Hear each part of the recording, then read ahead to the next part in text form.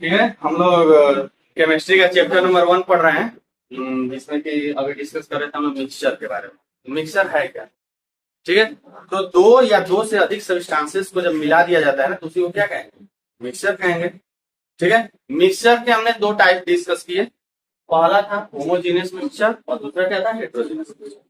होमो का मतलब होता है इक्वल। ठीक है। कोई भी चीज जब इक्वली डिस्ट्रीब्यूटेड है आपके किसी भी सॉल्यूशन में, उसको कहेंगे होमोजीनियस मिक्सचर। ठीक है। इक्वली डिस्ट्रीब्यूटेड का मतलब क्या है?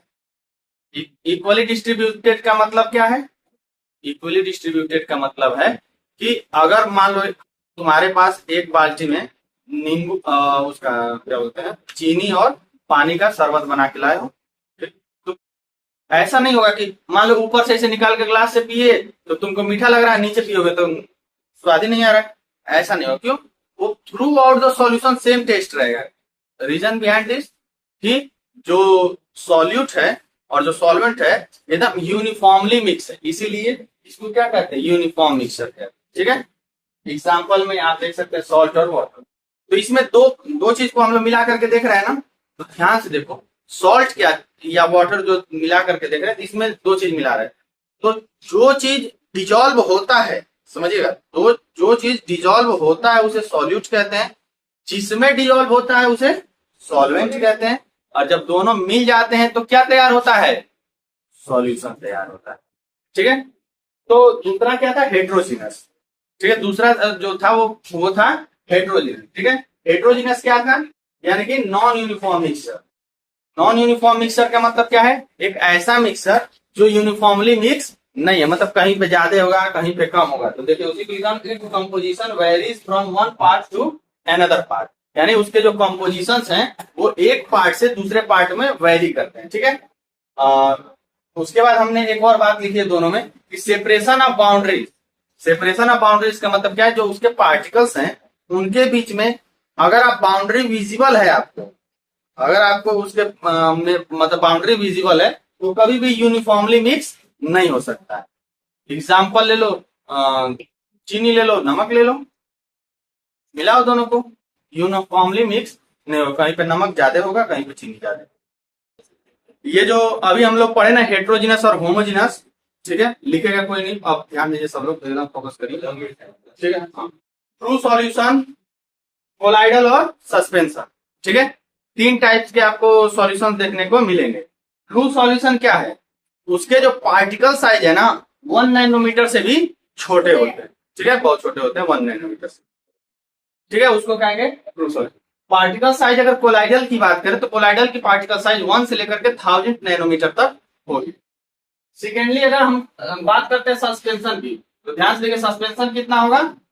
लेस, मतलब कि 1000 नैनोमीटर से ज्यादा होगा। ठीक है। तो नैनोमीटर आप लोग समझते हैं क्या होता है? 10⁻⁹ मीटर। तो नेचर की बात कर लीजिए। अभी दो तरह के हम लोग पढ़े थे ना, हेट्रोजीनस और होमोजीनस। नेचर के बारे में अगर बात करें तो ट्रू सॉल्यूशन होमोजीनस मिक्सचर है। ठीक है। जो कोलाइडल है ना वो दिखता है होमोजीनस जैसा, पर होता कैसा है? हेट्रोजीनस। ठीक है।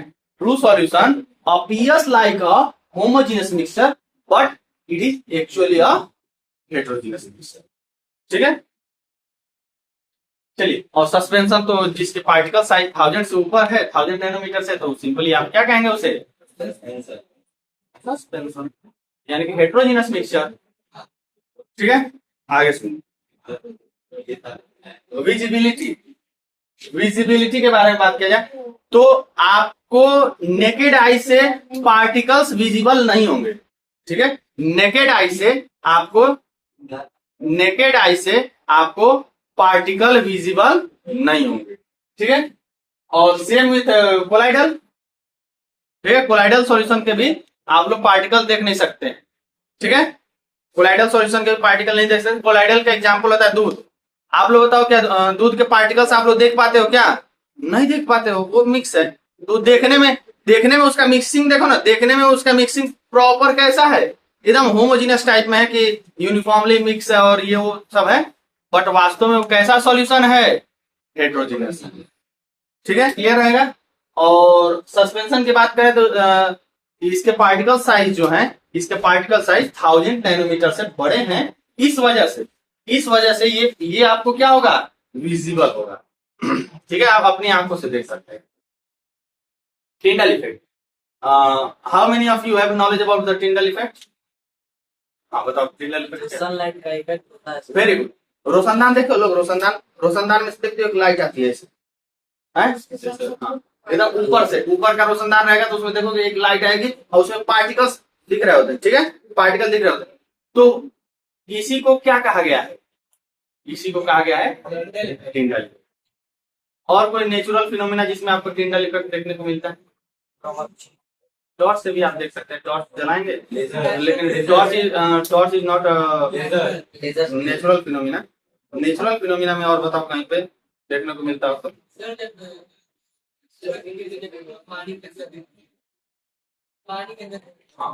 हाँ, ये कर सकते।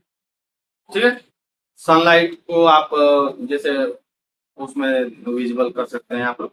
सबसे बढ़िया तो वही समझ लो ना, रोशनदान वाला, ज्यादा कंफ्यूजन है बहुत ज्यादा। सुनो अगला सुनो।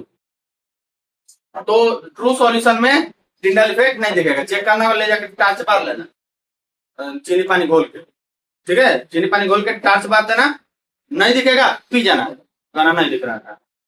ठीक है, और फिर यही काम करना दूध पे। ठीक है, दूध पे ऐसे टार्च मारोगे तो उसमें दिखेगा आपको टिंडल इफेक्ट।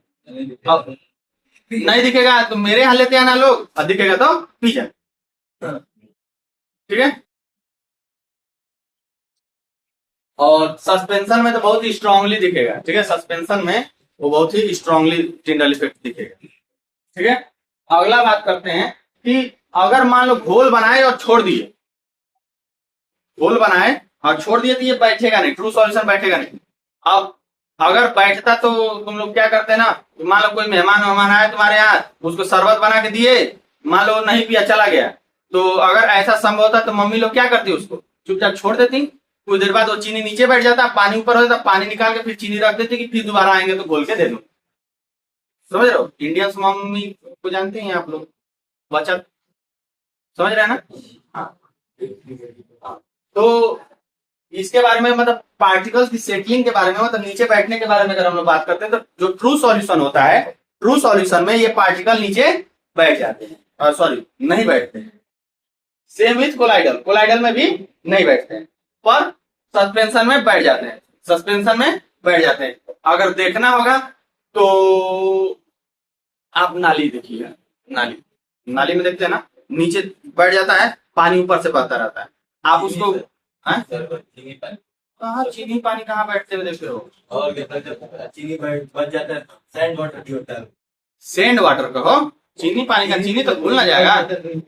अरे तो घुला नहीं रहता तब तक ना बैठा रहता, घुलने के बाद कहाँ बैठता है?